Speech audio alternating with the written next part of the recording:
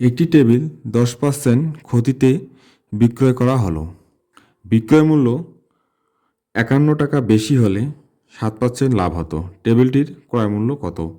এখানে তোমরা খেয়াল করো যে দুটো বিক্রয় মূল্য দেওয়া আছে, একটা একটা।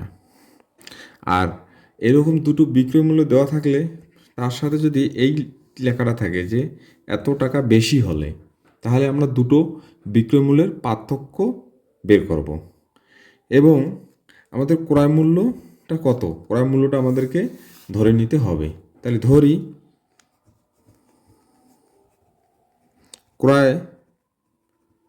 ক্রয় মূল্য 100 টাকা। এখন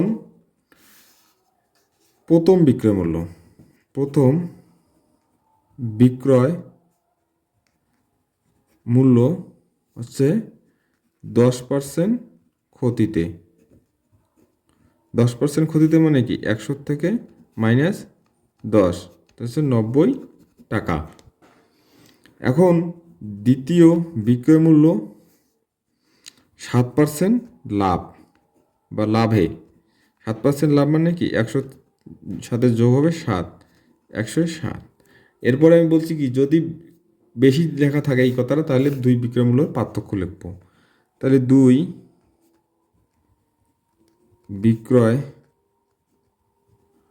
মূল্যের পার্থক্য,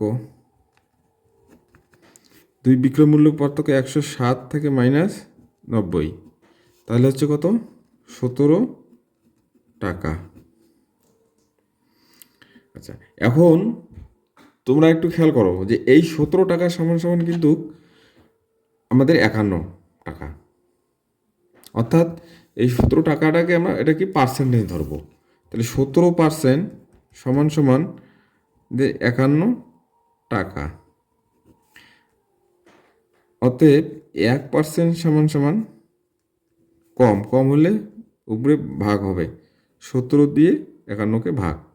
এখন আমাদের ক্রয় মূল্য কত? ক্রয় মূল্য হচ্ছে 100। অতএব 100% সমান সমান 100% হলে কি বেশি হবে, বেশি হলে গুণ হবে।